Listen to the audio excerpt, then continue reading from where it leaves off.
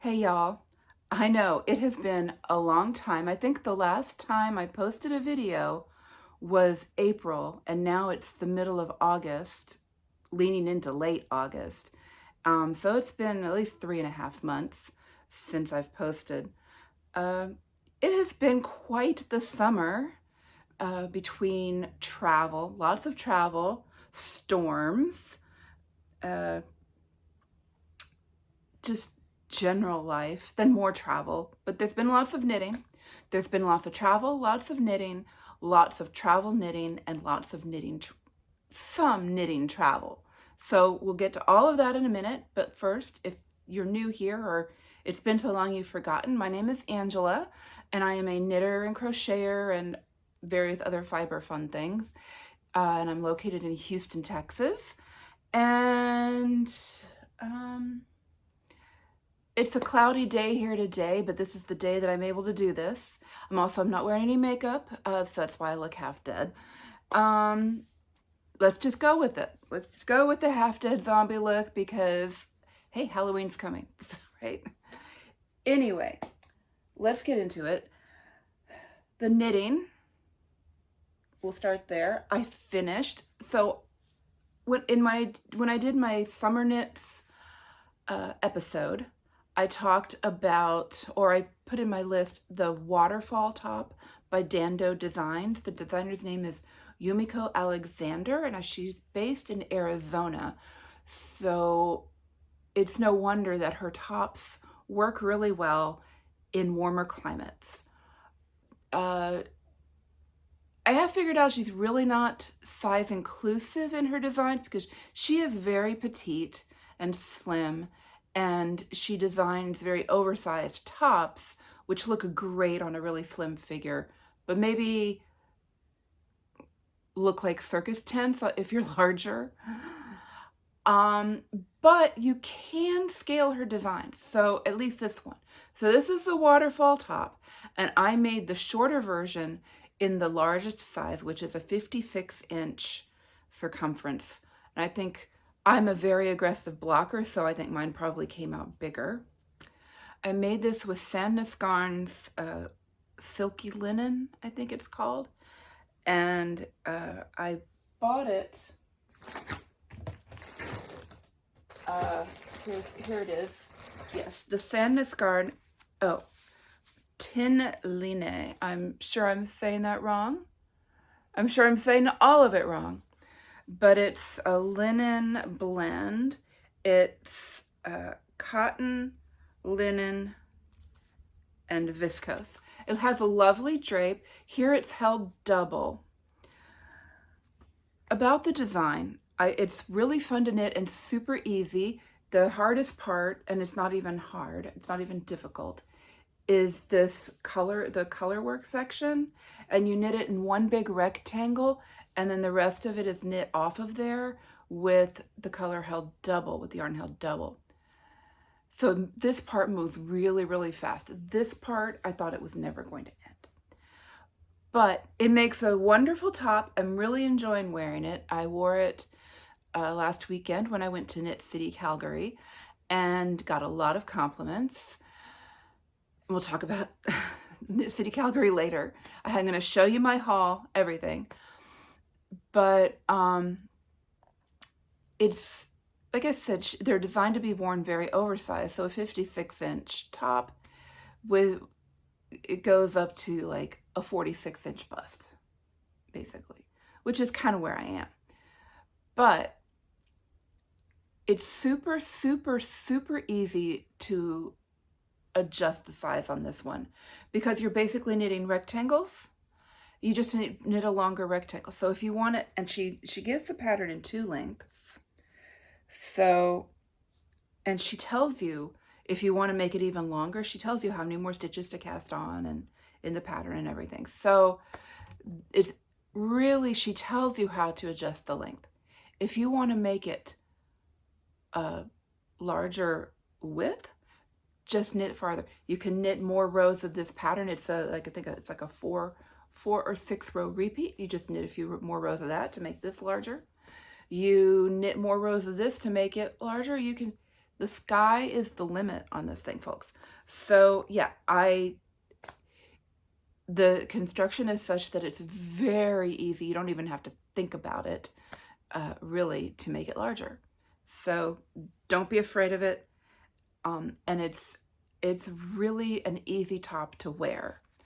I think I think I might go back and maybe stitch this up a little bit more because it has a tendency to slide around and my bra straps show. I have them pulled over to the side right now.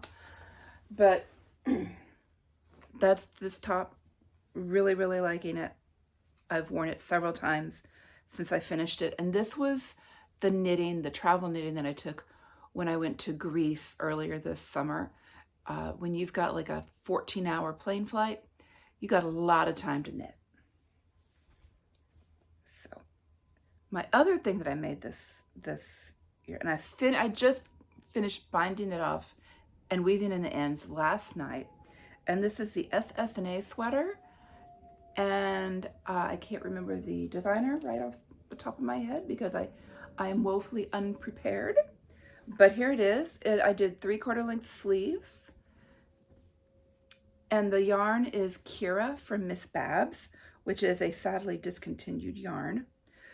But the color was one of her Rhinebeck colorways from last year called Mountain Lupine, I think. But it's also the state flower of Texas is the bluebonnet, which is a lupine. And so this makes me think of the fields of bluebonnets we get every spring. So it's very pretty. And the sweater, I liked it because it had this little panel at the side of reverse stockinette. And it has a split tail. It's a little bit longer in the back.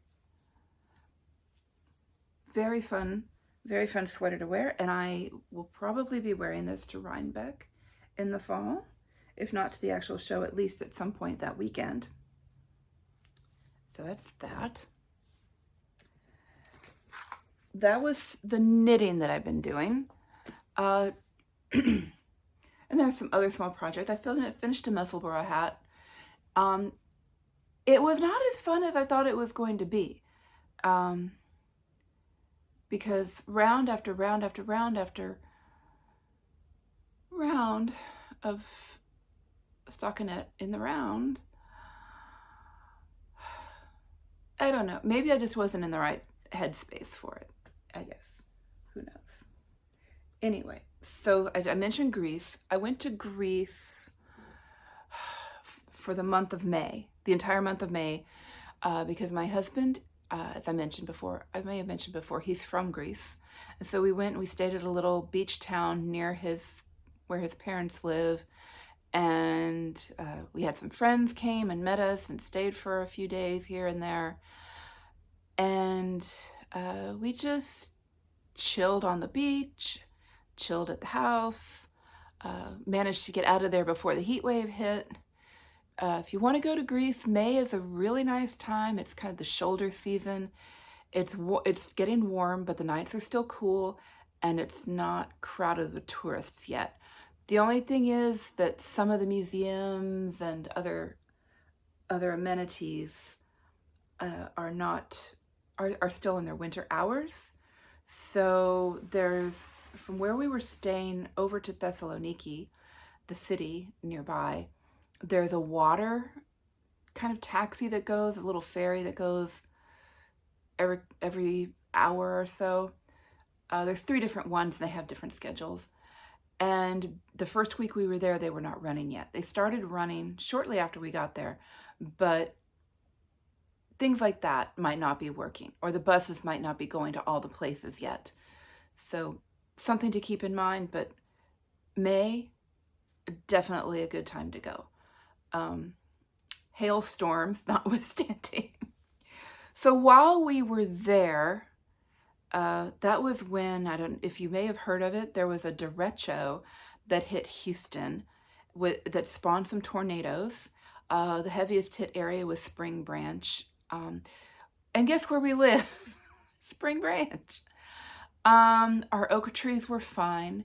We have one hackberry tree that lost, kind of split in two, and fortunately did not hit our power lines. But the house did not have power for like 3 days. But my intrepid friends and pet sitting friends managed to get out here, and it, because of the shade and the age of the house and everything, it didn't get too terribly bad inside. So the cats were fine. We lost all our food in our refrigerator, but this is life when you live in the hurricane zone. The first time we've ever had a derecho, though, those are usually a northern phenomena. But we got it. We made it through. We got home, and then Beryl came. It was only a Cat 1 storm, but she still managed to knock out power at our place for 4 days. So we lost all our food again. But by then we had our Jackery box and our fans and all of our stuff figured out. So we were fine. We just, again, lost all our food, and so now I'm keeping the food, I'm keeping the refrigerator pretty bare until hurricane season is over. But yeah, I did a lot of knitting while I was just sitting around, not able to do much because of the storm. Oh, okay. The first sip of coffee of the day. Let's talk about, there was some little travel in between that y'all don't need to worry about. There was some stuff that went on. But one of my friends who joined us in Greece said, hey, let's go to Knit City Calgary. And I was like, okay. Because last year we went to the one in Montreal together and had a lot of fun. And I enjoyed seeing yarn makers and dyers that I haven't seen before because they may not come across the border to the US. So I really enjoyed it. So we went to Calgary last weekend, and she brought me this little gift. She's in Canada, which is why we went. Anyway, so she brought me this little gift, which came in very handy. She got it off Amazon, and it is a travel pillowcase.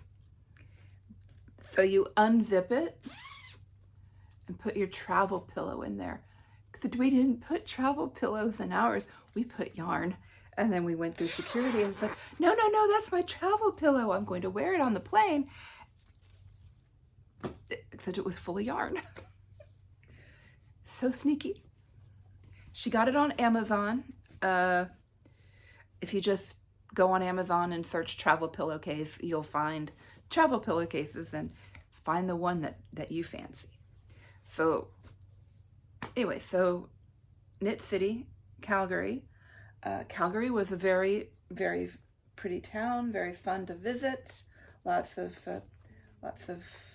things, but we didn't do a whole lot other than the show. We went for coffee and pastries and walked around cute neighborhoods. And anyway, but you don't care about that. You care about the yarn, right? You care about the yarn. So let's talk about the yarn. I came home with 3 sweater quantities. 3. I know, I live in Houston, Texas. What do I do with all these sweaters?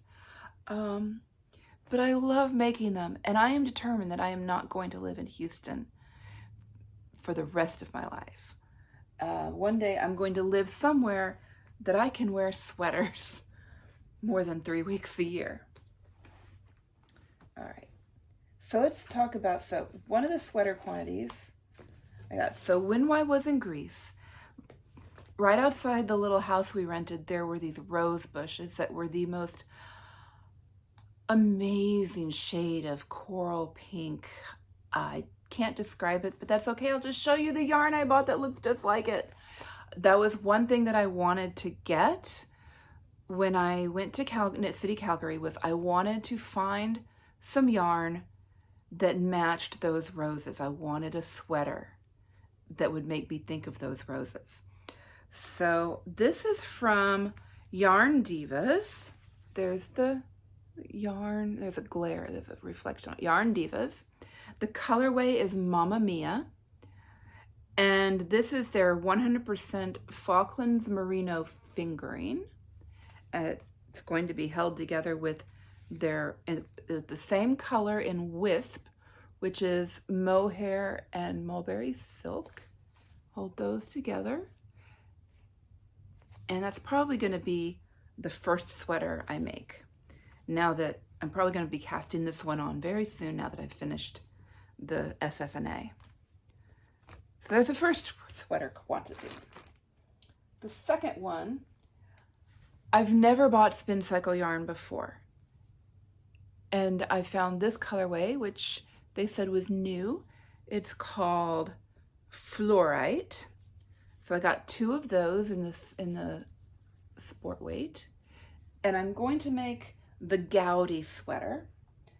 Again, I'm unprepared, so I don't remember the designer, but it will be in the links below. And this is from Rose, and I'm going to hold it. So the yoke is going to be this. The body is going to be from Rose Hill Yarns, and the colorway is Dijon. So it's this kind of yellowish green, and I think it's going to be an exciting contrast. So that's going to be exciting. I don't think I'm going to get that one finished by Rhinebeck, but never say never. And then my third sweater quantity, I got just because I just had to have it. It's from Lily and Pine Fiber Arts. This is their Rose Sock, which is 80% merino, superwash merino, 80% cashmere. No, I'm sorry. 80% merino, 10% cashmere, and 10% nylon. And this colorway is Peace and Love. And yeah, lots of fun colors. It actually kind of a similar color to this. So yes, there's a lot of pink. There's a lot of pink. Okay, so that's it for the sweater quantities. The very first thing I bought when I walked in, though, was from Biscotte, which I have never knit with before. And they had a sock up on display, and it was these colors, and I was like, I have to have those colors. So there's this Biscotte self-striping, and the colorway is Hazy Summer. We get plenty of those in Houston. And it's a self-striping, and it's gonna be, gonna use this with it. This is the Louise Robert Collection Super Sock, and the color is a mystery, Inverness.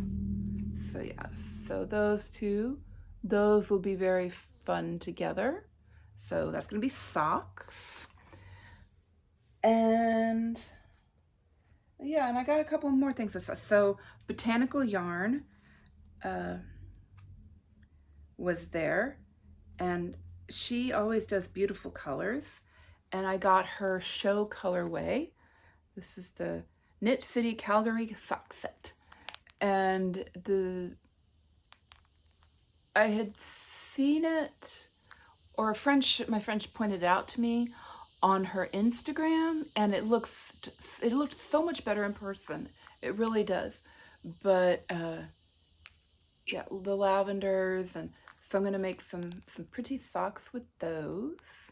And she includes a stitch marker with her sock sets that I've bought from her. I got her sock set at Knit City Montreal last year, and I haven't knit with it yet. I know what I want to do with it. I just haven't found the right pattern. But yeah, so this is Superwash 75 merino, 25 nylon.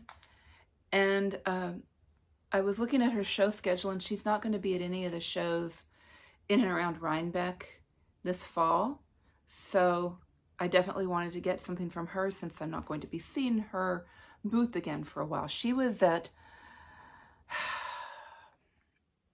Woolen Folk last year, and they had put her booth, her tent was like way back in this dark corner, and we kind of missed it. I went into it at the beginning because I was looking for something specific in a specific color, and she had it, but she didn't have enough of it, and I didn't want to break up my purchase of it, and I was intending to go back later to when maybe the sky had cleared up and it wasn't quite so dark, and take another look at her sock sets or something, but I never did make it back, and we were all too traumatized by that point. But yeah, so she's not going to be, as far as her show schedule shows, it doesn't look like she's going to be in that area this fall, which I'll just that'll give me an opportunity to find someone new, right? Whose work I would like to enjoy. Okay, gotta get that coffee in. Okay. This is from Polka Dot Creek hand-dyed yarn.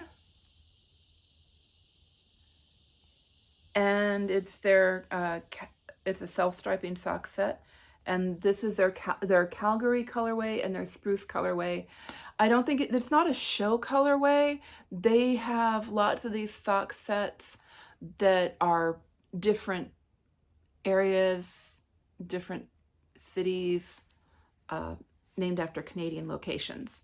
So with the exception of Botanical Yarns, all of the yarn I bought this last weekend was from Canadian dyers, Canadian suppliers. So that was a lot of fun for me because there are a lot of, also the spin cycle is not, that's not Canadian, but they had it there. But that's one of the fun things about it. And the last yarn I bought was the Garibaldi fingering from K-Zip Knits. And this colorway is Grand Oro. So, and this is one of their animal inspired colorways.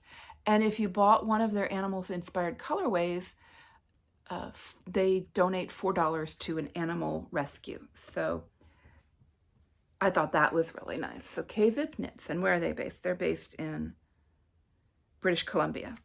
So yeah, so this particular colorway was inspired by a cat at the sanctuary, and they had a picture of the cat, and he looked a lot like one of my cats. So I said, well, I'm gonna get that one, and I'll think of my cat. And it's sock yarn, so I'm probably gonna make socks. Then I got some goodies. I got some things that weren't knitting, that weren't yarn. I got a couple of bags.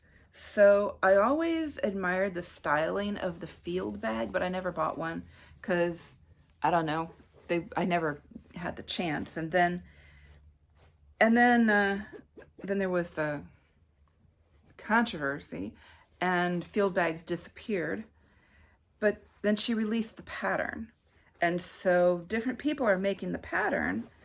And this I got from Mid-Knit Cravings Yarn Company, and she made it in her like branded colorway, and it doesn't have grommets. It's a slightly lighter weight, but I really like the size of it. I like the shape. I like the drawstring and the handle. So yeah, I'm going to enjoy using this bag. Love this color. Love this color. And then I got from So Shannon YYC. YYC is, I think, Calgary, right? So Shannon.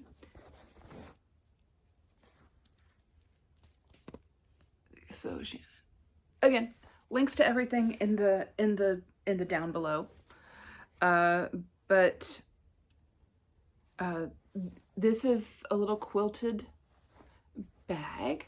I'll tell you what caught my attention about it. And this is like really nice because it's like, it works kind of like a yarn bowl, right? It sits on your, but when the cats knock it over, it doesn't break. So it has So it says, "Where's my fucking whiskey?" Oh, sorry. I said that part out loud. But yeah, she and then there's the, you know, this one. So between those two, I was like, oh, this is the one I have to have. Because see, and I'm gonna say it right now, I'm a childless cat lady. I am. And I am super happy about it. Then Firefly Notes was there. They make really pretty stitch markers and boxes to put them in. And I did their advent calendar last year, which I really wish I'd waited and done it this year, because I can't justify doing another stitch marker advent calendar, and I like this year's theme so much better. But I bought the tin. This is the tin that goes with this year's theme, and it's this very handsome fox, because the whole woodland creatures thing is much more my style than fairies, which is what it was last year. But that's fine. Fairies are good too. And I also got this. It's a crow, and I don't know if you can see it, but it says shiny things. I like shiny things, and I like crows. And I put in here, I got a set of her mushroom stitch markers. So it's got different little mushrooms. See?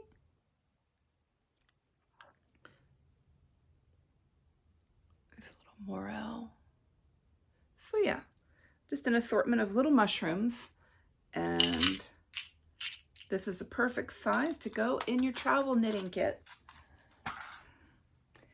And then I bought some stitch markers from Blossom Stitch Company, and they do these really cute sets with themes. And this one was a little blue dragon, and she hand beads those herself, right? So, and then puts them together. And these are the stitch markers that have the little rings, the little lobster clasp on them, so I can use them with my crocheting, or I can use them to mark spaces along. I like to have a few of those around. So that's a lot of fun. So yeah, and then I bought a few stickers. You don't need to see my stickers. So that's my haul from Knit City Calgary.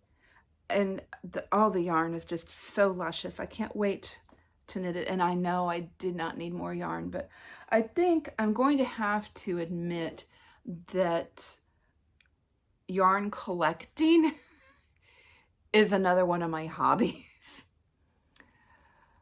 Okay, so I apologize for the F-bomb. Well, actually, no, I don't really. You know, if it bothered you, grow up.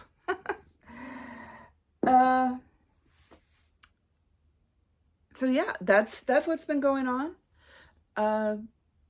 My plan this weekend is to block that SSNA sweater, and hopefully I'll have it ready to show you next time. I won't be modeling it because it's Houston and it's wool, and my office doesn't get great airflow. So it's usually a little bit warmer in here in the summer and a little bit cooler in here in the winter, which is, you know, January. Yeah, I have not. Oh, another thing that I finished. Let me tell you about the sweater. So, did I tell you the saga of how I bought this yarn? Because I wanted to make a cardigan, and I was using up yarn from my stash to do the cardigan. Yeah, so I was using up yarn from my stash to make this cardigan, and to get the pattern I wanted, I had to buy the booklet. Well, the booklet was sold out pretty much everywhere, except I found a place in England where I could buy the book from them, but to buy the book, you had to buy 3 skeins of Sandnes yarn, so I wound up buying 3 skeins of this in this lighter greenish colorway. And then I wound up going elsewhere and bought this to just make this whole top, because I was like, what am I going to do with 3 skeins of this? So yeah, so I wound up making this top. But then I have a whole bunch of yarn left over, so I'm probably going to make like a little tank top that I can wear under this to cover up the bra strap. I'm not gonna, yeah, to cover up the bra strap. So that happened. So I finished that sweater. I blocked it. It's in the other room. I'll show it to you next time. And now I can't find my buttons. I need 3 buttons for it. And I saw my buttons. I found my buttons like last April sometime. I opened up this box and I'm like, oh, there's my buttons. I've been looking for my buttons for like 2 years. I found my buttons and I'm like, that's great. I will use these when I get back and finish my cardigan. Now I can't find my buttons again. I don't know where they went. They are in this house, probably in this room somewhere. They're in a bag or a box or somewhere in here, under something, in something. I just don't know. So I've really got to clean up this wreckage so I can find my buttons again. But while I was in Calgary, we went into Stash, which is a yarn shop there. And that's, they had a booth at Knit City, which is where I got the spin cycle. But while I was in their shop, they had these really cute buttons, little wood buttons that had owls on them. And I love owls. So I bought 3 of those. And I'll just use those on the cardigan. And if the box of buttons ever shows up and something looks better than the owl buttons do, then I'll change them out. But the owl buttons are really cute. So again, I will get those buttons on there and I will show that to you next time along with my blocked SSNA. And until then, happy knitting, happy yarn shopping. If any of this was at all interesting to you, if you learned anything or got any good information or got some ideas, I'd love it if you would like the video, if you'd subscribe to my sporadically added to channel, that would be great. And if any of you went to Knit City Calgary and want to just put something in the down below, showing, you know, tell us what you got. Tell us if you had a good time. Maybe you were a vendor there, and tell us how it went for you. Anyway, I'll see you next time. Bye.